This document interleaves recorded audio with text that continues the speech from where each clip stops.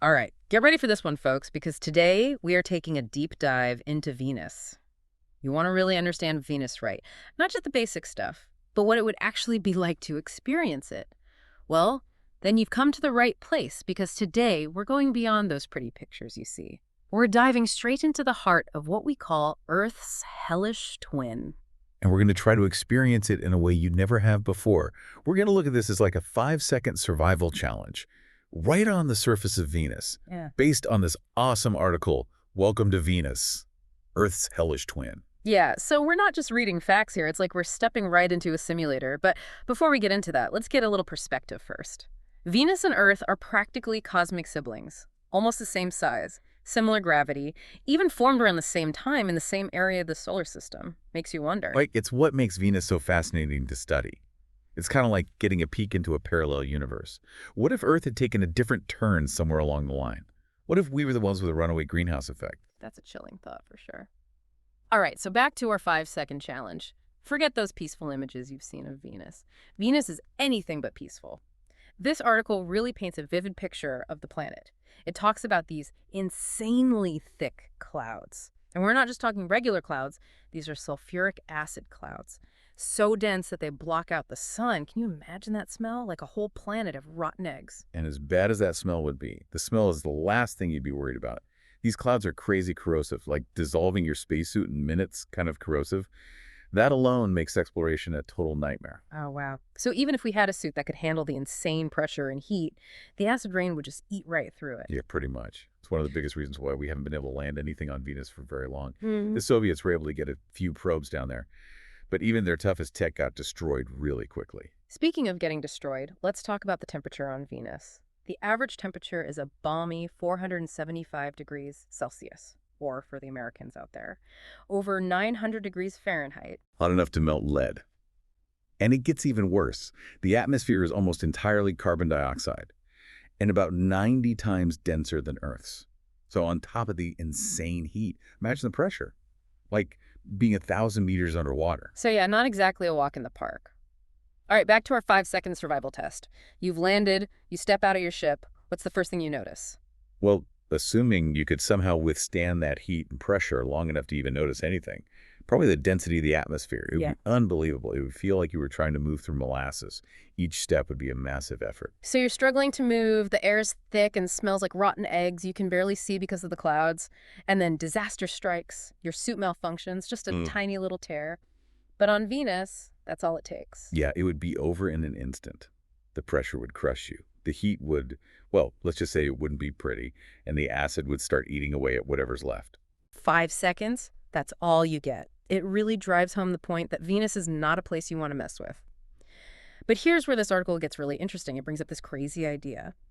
What if, instead of trying to just survive on Venus as it is, what if we completely transformed the planet? Terraforming.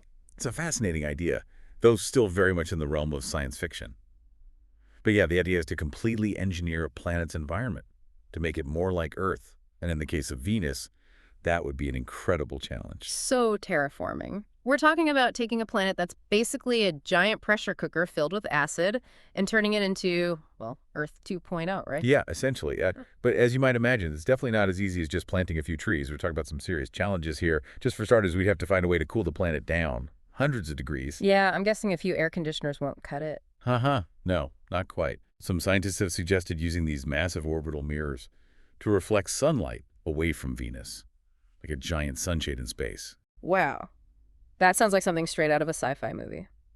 But how would we even build something that big and get it up into space? Yeah, it would be an absolutely massive project. We're talking global cooperation and technologies that we haven't even invented yet. But let's say for a minute that we could actually do all that. Then we have another big problem, the atmosphere itself. Oh, right. All that carbon dioxide. Isn't that what's causing the runaway greenhouse effect in the first place? Exactly. So we would need to find a way to either remove all that CO2 or convert it into something less harmful. Some ideas out there involve using genetically engineered algae that could absorb carbon dioxide and release oxygen through photosynthesis. Oh, wow. So we'd be creating a whole new biosphere, like starting from scratch. But on a planetary scale, that's insane. Okay, so let's say we can cool Venus down. and somehow create a breathable atmosphere. What about the surface? Isn't it basically just a volcanic wasteland? Yeah, that's true. But the thinking is that over a long period of time, with a more Earth-like atmosphere, rain would start to fall, oceans could form, and erosion would eventually start to reshape the landscape. It would take thousands of years, of course. Hmm. But it could eventually result in a more habitable surface. Okay, I'm starting to see the long-term vision here. But it sounds insanely complicated, not to mention risky. What if something goes wrong? What if we end up making things even worse? Those are definitely valid concerns. And then there are the ethical questions as well. Do we really have the right to completely manipulate an entire planet, even if it's for the potential benefit of humanity? Right, that's a huge question. Who gets to decide what happens to Venus? And what about any life that might already be there, even if it's just microscopic organisms? These are all important questions that we need to consider before we even think about taking on such a massive project. Yeah, it's definitely a lot to think about. But for a minute, let's just imagine that we could terraform Venus. What would it actually be like to live there? Would it really be like a second Earth? Well, not exactly. Even with terraforming, Venus would still have its own unique characteristics. For example, a day on Venus is way longer than an Earth day, and it rotates in the opposite direction. Really? So the sun would rise in the west? That's right. And the gravity, while similar to Earth's, it's still slightly weaker. So we'd all be bouncing around a bit. I guess our bodies would adapt over time. But it's fascinating to imagine a world with breathable air, liquid water, maybe even continents and oceans. It would be a whole new frontier for humanity. It would be a second chance. But for now, it's still a distant dream. It's a great example, though, of the boundless possibilities of science, and it brings up some really profound questions about our place in the cosmos. I guess even if we never actually terraform Venus, just thinking about the idea really makes you realize how much we still have to learn about our own planet and about the universe. Absolutely. And it definitely highlights the importance of protecting our own planet. After all, Earth is the only truly habitable planet we know of, for sure. Well said. This whole 5-second survival challenge has really put things into perspective. It has. It really is a reminder of how fragile life is and the awe-inspiring power of nature. Speaking of awe-inspiring, you know what else blows my mind? The fact that we're even able to have this conversation. A few decades ago, the idea of terraforming planets was pure science fiction. It really shows how fast science and technology is advancing. Who knows what we'll be able to do in the future? Okay, so we've explored the pretty harsh reality of Venus, and we've talked about the mind-blowing idea of terraforming it.